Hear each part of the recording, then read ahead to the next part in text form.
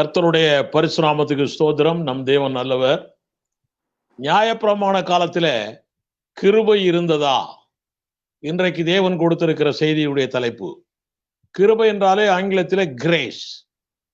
Grace என்றாலே நம்ம எல்லாருமே சொல்லக்கூடிய காரியங்கள், தகுதி இல்லாதவர்களை தகுதிப்படுத்த தேவன் கிருபை அளிக்கிறார், தகுதி இல்லாதவர்களை தகுதிப்படுத்த தேவன் கிருபை அளிக்கிறார் என்று நாம் எல்லாரும் சொல்லுகிறோம். உண்மைதான். அதுல இன்னும் கொஞ்சம் அதிகமான கருத்துக்கள் நம்ம எல்லாருக்கும் புரிந்து கொள்ள வேண்டி இருக்கிறது. இது தகுதி இல்லாத எல்லாருக்கும் அல்ல. கிருபை என்பது தகுதி இல்லாத எல்லாருக்கும் அல்ல. இது தாழ்மை உள்ளவர்களுக்குத்தான் கிருபை. தாழ்மை உள்ளவர்களுக்கு தான் கிருபை. யாக்கோபு 4ஆம் அதிகாரம் 6ஆம் வசனம், 1 பேதுரு 5ஆம் அதிகாரம் 5ஆம் வசனம், இப்படி பல வசனங்களிலே சொல்லப்பட்டிருக்கிறது. யாக்கோபு 4:6 மாத்திரம் வாசிக்கிறேன். அவர் அதிகமான கிருபையை அளிக்கிறாரே, ஆதலால் தேவன் பெருமை உள்ளவர்களுக்கு எதிர்த்து நிற்கிறார், தாழ்மை உள்ளவர்களுக்கோ கிருபை அளிக்கிறார் என்று சொல்லி இருக்கிறது சொல்லி இருக்கிறது என்று சொன்னாவே எங்கே சொல்லி இருக்கிறது? இது ஒரு கேள்வி.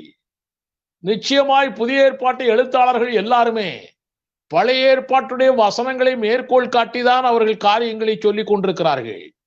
இந்த யாக்கோபு இங்கே சொல்லுகிறார், யாக்கோபு 4ஆம் அதிகாரம் 6ஆம் வசனத்துல, தேவன் தாழ்மை உள்ளவர்களுக்கோ கிருபை அளிக்கிறார் என்று சொல்லி இருக்கிறது. எங்கே சொல்லி இருக்கிறது? நீதிமொழிகள் 3ஆம் அதிகாரம் 34ஆம் வசனம். நீதிமொழிகள் 3ஆம் அதிகாரம் 34ஆம் வசனத்தில் எழுதப்பட்டிருக்கிறது, இகழ்வோரை அவர் இகழுகிறார், தாழ்மை உள்ளவர்களுக்கோ கிருபை அளிக்கிறார். இகழ்வோரை அவர் இகழுகிறார், தாழ்மை உள்ளவர்களுக்கோ கிருபை அளிக்கிறார். நீதிமொழிகள் நியாயப்பிரமாண காலத்தில் எழுதப்பட்டதுதான். அப்பவே கிருபை அளிக்கிறார் என்று சொல்லுகிறார். ஆக தலைப்புக்கான பதில் வந்திருக்கிறது என்று நான் நினைக்கிறேன். போக போக இன்னும் அதிகமான பதில்களை தேவன் கொடுப்பார். தாழ்மை உள்ளவர்களுக்கு கிருபை உண்டு. தாழ்மை யாருக்கு உண்டு? கீழ்ப்படிபவர்களுக்குத்தான் தாழ்மை உண்டு. ஆக கீழ்ப்படிதல் இருந்தால் தாழ்மை வரும், தாழ்மை இருந்தால் கிருபை வரும். உங்களுக்கு தெரியும், ஸ்கூல் டீச்சர்ஸ் எல்லாம் ஒரு பையன் குறைஞ்ச மார்க் வாங்கியிருக்கான்னு வச்சுங்களேன், 40 மார்க் தான் பாஸ் மார்க், 38 மார்க் வாங்கியிருக்கான், 37 மார்க் 36 மார்க் வாங்கியிருக்கான், அவனை கொஞ்சம் பாஸ் பண்ண வைக்கணும்னு விரும்புறாங்க. அப்போ அவங்க கிரேஸ் மார்க் போடுவார்கள். கிரேஸ் மார்க் போட்டு பாஸ் பண்ண வைப்பார்கள். எதற்காக? வருஷம் வருஷம் அதே போல கிரேஸ் மார்க் போட்டு போட்டு பாஸ் பண்ண வைக்கணுங்கிற எண்ணத்திலையா? இல்ல. இப்ப அவன் ஃபெயில் ஆயிருவான். ஃபெயில் ஆகிறவனை தூக்கி விட்டு அவனை உயர்த்தி விட்டு அவனை பாஸ் பண்ண வைத்து அடுத்த வருஷத்துல இன்னும் அவன் நன்றாய் படிக்கத்தக்கதாய் அவனுக்கு ஒரு பூஸ்டிங். அதுதான் கிருபை. கிருபையாய் செய்கிற காரியங்களாய் இருக்கிறது. நியாயப்பிரமாண காலத்துக்காய் வருவோம். இப்போ தலைப்பு அதுதானே. நியாயப்பிரமாண காலத்திலே கிருபை இருந்ததா? நியாயப்பிரமாண காலம் என்றாலே அது ஆதியாகமத்திலிருந்து இருக்கிறது என்று நினைத்துக் கொண்டிருக்கிறார்கள் பலர். அப்படி அல்ல. சீனாய் மலையில்தான் 10 கற்பனைகள் அடங்கிய நியாயப்பிரமாணம் மோசேயிடம் கொடுக்கப்பட்டது. யாத்திராகமம் 20ஆம் அதிகாரம் 1ஆம் வசனம், அப்போஸ்தலர் 7ஆம் அதிகாரம் 38ஆம் வசனம், 53ஆம் வசனம், இப்படி பல வசனங்களை நாம் தெரிந்து கொள்ளலாம். சீனாய் மலையில் தான் 10 கற்பனைகள் அடங்கிய நியாயப்பிரமாணம் கொடுக்கப்பட்டது. சீனாய் மலையிலிருந்து இயேசு கிறிஸ்துடைய மரணம் வரைக்கும் அது நியாயப்பிரமாண காலம். இயேசுவின் மரணம் வரைக்கும் அது நியாயப்பிரமாண காலம். அதற்கு பிற்பாடுதான் நம்முடைய சபையின் காலம். அப்படியானால் சீனாய் மலைக்கு முன்னாலே என்ன காலம்? இது ஒரு கேள்வி. அதற்கு முன்னாலே உள்ளதை பழைய ஏற்பாடு என்று சொல்ல முடியாது. அதற்கு முன்னாலே நியாயப்பிரமாணமும் இல்லை. அதனாலே அதற்கு முன்னாலே உள்ள காலம் வேறு காலம். ஒரு சில மனச்சாட்சியின் காலம், இப்படி பல காலங்கள் என்று சொல்லுகிறார்கள். ஆக அது நியாயப்பிரமாண காலம் அல்ல. சீனாய் மலையிலிருந்து இயேசு கிறிஸ்துவின் மரணம் வரைக்கும் தான் நியாயப்பிரமாண காலம். இந்த நியாயப்பிரமாண காலத்திலே கிருபை இருந்ததா? அது மாத்திரமல்ல, நியாயப்பிரமாண காலத்திற்கு முற்பட்ட காலத்திலும் கிருபை இருந்ததா? ஏதேனிலிருந்து சீனாய் மலை வரைக்கும் இருந்த அந்த காலகட்டத்திலும் கிருபை இருந்ததா? யோவான் 1 அதிகாரம் 17 சொல்லுகிறது. எபிரேயர் 10 அதிகாரம் 28 சொல்லுகிறது. ரோமர் 6 அதிகாரம் 14 இப்படி பல வசனங்களை வாசித்தால், யோவான் 1:17 நான் வாசிக்கிறேன். நியாயப்பிரமாணம் மோசேயின் மூலமாய் கொடுக்கப்பட்டது, கிருபையும் சத்தியமும் இயேசு கிறிஸ்து மூலமாய் உண்டாயின. இப்படி வசனம் இருக்குது. அப்படி என்றால் இந்த வசனத்தை வைத்துக் கொண்டு கிருபையும் சத்தியமும் இயேசுவால் தான் வந்தது, அதற்கு முன்னாலே நியாயப்பிரமாண காலத்திலேயோ அதற்கு முற்பட்ட காலத்திலேயோ கிருபை இல்லை என்று பலர் சொல்லுகிறார்கள். கிருபை உண்டா இல்லையா என்றுதான் இன்றைக்கு தேவன் நமக்கு சொல்லிக் கொடுக்க போகிறார். அந்த சீனாய் மலையில் கொடுக்கப்பட்ட நியாயப்பிரமாண காலத்திலே கிருபை இல்லை என்று அவர்கள் சொல்லுகிறார்கள். இயேசு கிறிஸ்து மூலமாய்த்தான் கிருபையும் சத்தியம் வந்தது என்று சொல்லிக் கொண்டிருக்கிறார்கள். அதனால இந்த காலம் கிருபையின் காலம் என்று அவர்கள் சொல்லிக் கொண்டிருக்கிறார்கள். கிருபையின் காலம் இந்த காலம் என்பதற்கான வசன ஆதாரம் ஒன்று கூட இல்லை. ரைட்.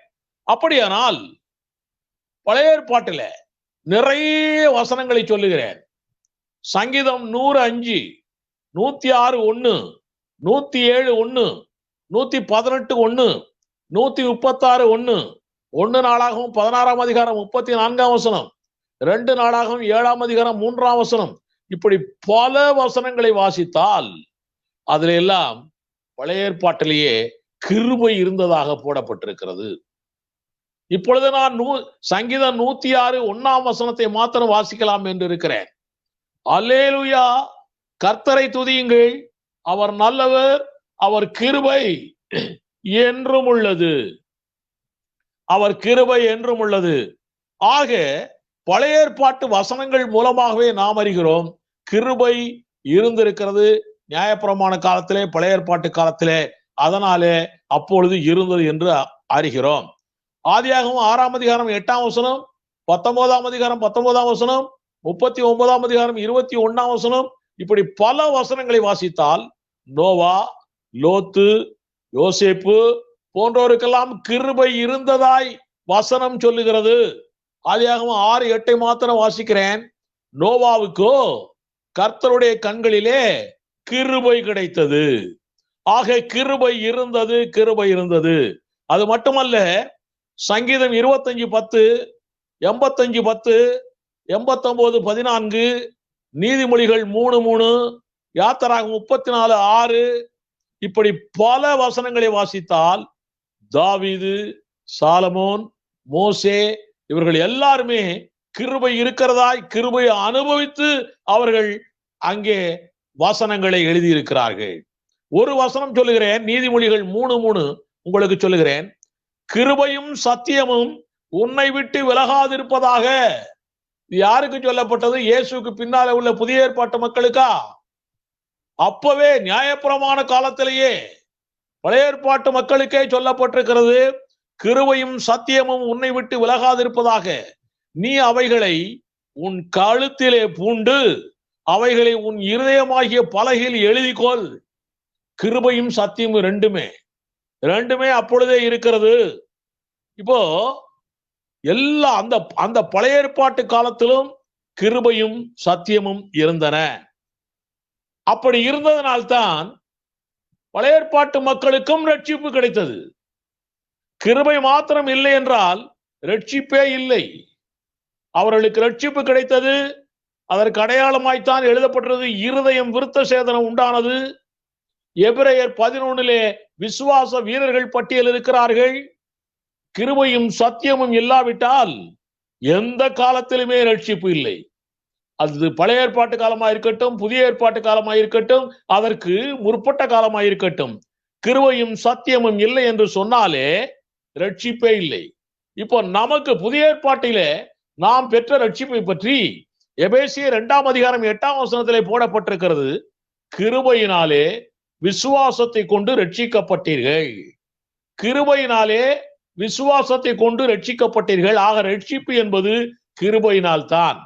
விசுவாசத்தை கொண்டு எழுதப்பட்டிருக்கிறது. விசுவாசம் என்பது தேவனுடைய வார்த்தையினாலே வருகிறது, தேவனுடைய சத்தியத்தினாலே வருகிறது. ஆக சத்தியமும் கிருபையும் சேர்ந்தால்தான் ரட்சிப்பே கிடைக்கிறது. அது எல்லா காலங்களிலும் உண்டு. அன்றைக்கு